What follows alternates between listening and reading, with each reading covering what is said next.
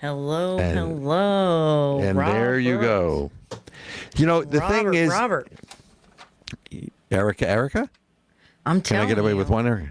Look, the thing is, when the violence was disturbing to me, but to see a sea of Palestinian flags, right, and a sea of Middle Eastern flags, because is France still French? I mean, that's the question to me, because what the lessons of the election in France are, right? France is noted for its human rights.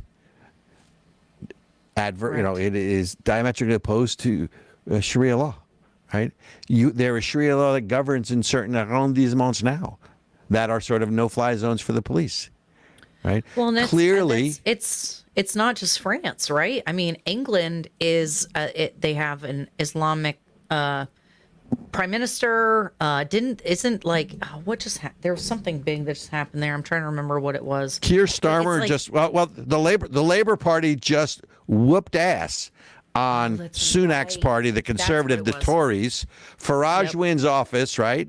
You know, Nigel Farage, who's sort of the father of, or the driving force of Brexit, right? This whole, new populism. But this is such a hard move to the left, and supposedly Starmer, and I want to stay on France and not England, but supposedly Starmer, has removed all the anti-Semitism of Jeremy Corbyn's Labour Party when he was the head of the party. But look at who he's appointing, and he's going to be pressured and probably will try to declare, and this will be England, a Palestinian state. But let's go back to France. Here's the lesson.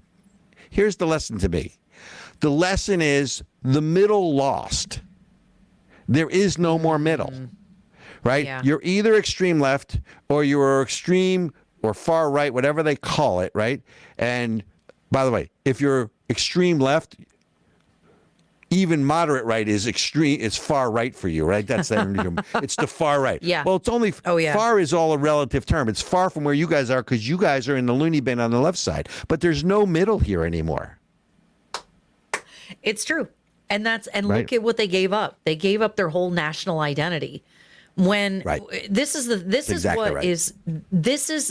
what's interesting is we can see what happens with a massive influx of illegal immigrants on a smaller country, right? So France, all these European countries are basically like the size of a state in the United States. And we have watched a demographic change as they've allowed just unfettered immigration. Oh, well, we need people who will come work because French people are lazy and they don't want to have jobs. And they say the same thing about Americans, and that's the excuse. And now what is a French person anymore? What does it mean to be French? Well, and that's really the question. So in a country that prides itself on its language as one of the, right?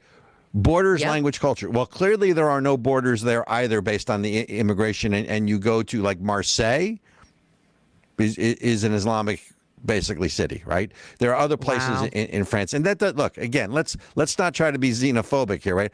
Not all people who are Muslim are bad. We're not all of anybody's bad. We're just talking about culture.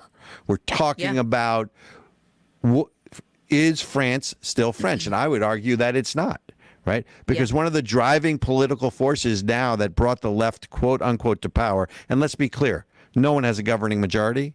It will be months before there is a minority government as a governing majority. Macron asked forget his name, the prime minister, to stay on, right? And the last time that the socialists governed, it was, if you remember the name, Francois Hollande. Yep. He was so unpopular in 2017, he didn't even run for re-election, right? So, again, Antifa, the communists, and you can call them socialists, you can call them the Green Party, or you can call them France Unbowed. They're all the same, it's whatever. Don't even start me on that one. Are we at after hours yet? Not yet. I know. We'll have to save that one because I was just going to say something else that will get us in trouble. But I'll save it. No more community guideline strikes, will you please? Please. Don't do that. So there is no middle anymore. But here's the other thing.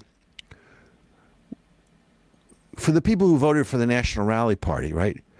Proud to be French. When did it become bad to love your country?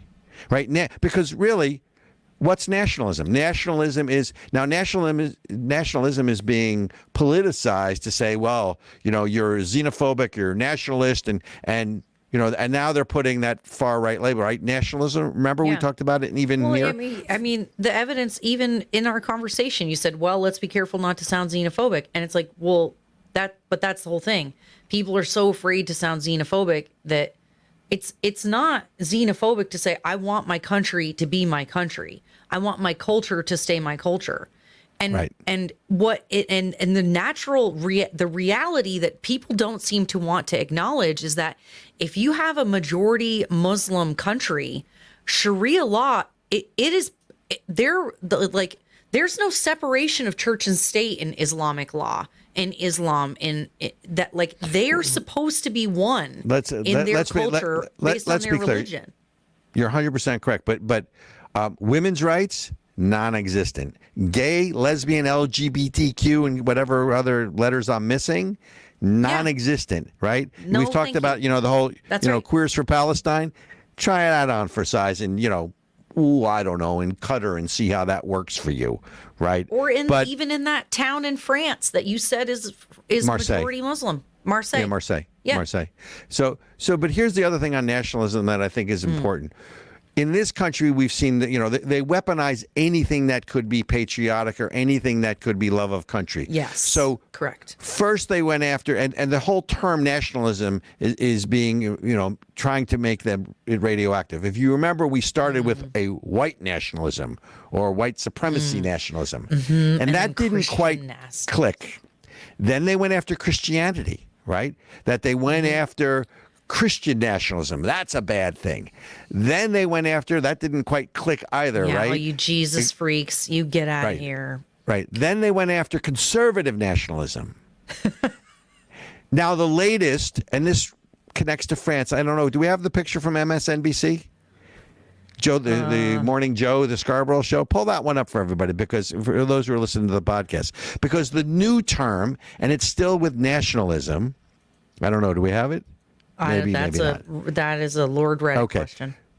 So they've now come up with the new boogeyman is, are you ready for it?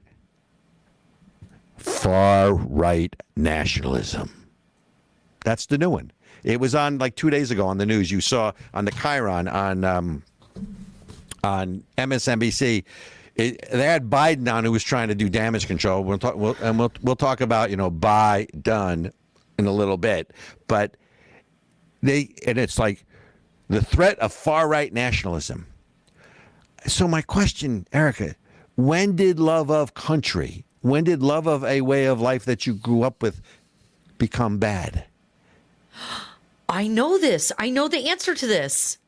We covered this in our show. It was in the 70s it wasn't a trick question.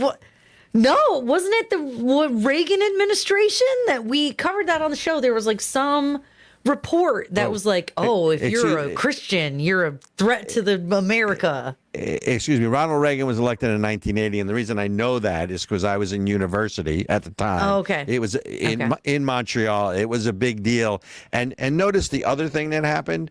Ronald Reagan gets elected. I mean, the hostages in Iran were held for over a year. What were they released 5 days?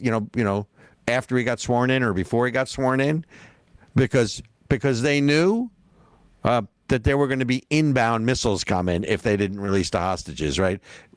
Proving another point, of course, which is what? Weakness breeds aggression, and strength or peace through strength, right? Those are two truisms. If you're weak, you breed aggression in others. If you are strong, you will have peace through that strength. It's that simple. Well, and I think that complicated. So when do you remember what I'm talking about? We covered that a few months ago, or last year sometime, maybe it was, about what was that? Yeah. There was a document in the State Department. No, I'm sorry, it was the Department of Justice that issued a document, and I want to say it was during the Carter era, which would have been 76 to 80, right? Because yes, right, it was 76 to 80, which was Carter, because Nixon was 68 to 72, and then 72 to 76. Albeit he didn't make it to 76, right? He made it. Yeah. I mean, he resigned after Watergate. Gerald Ford becomes president. That kind of thing, right? So between 76 to 80, the Department of Justice issued their first statement that there was a concern about the rise of, I don't know if, did they use the word Christian nationalism? But it religious. It was like anybody who basically was patriotic. It was like religious people, right. People who, I can't remember what the list of the things was, but being Christian was one of them. Being conservative was another. It was basically like anybody that we're friends with was on the list. You mean I'm on a list because you and I are friends? Wait a minute. So we're definitely on a list. Oh yeah, we're definitely on a list. Being friends with you puts me on a list. Well, okay. For sure. Well, then we're not friends anymore. I don't want to be on anybody's list. Come on. Yeah, but you're also friends with Jay the Shepherd. That's going to put you on a list. At least. But he's a shepherd. He's leading his flock, right? Isn't that what he's a shepherd? He's hated by a lot of people. So what you're really telling me is funny. So the shepherd, you're telling me that Jay the shepherd who's leading the flock should get the flock out of here, right? Is that what you're telling me? Speaking of getting the flock out of here, we're going to take a quick break and come back for the next segment. This is the whole night. I like this whole night thing.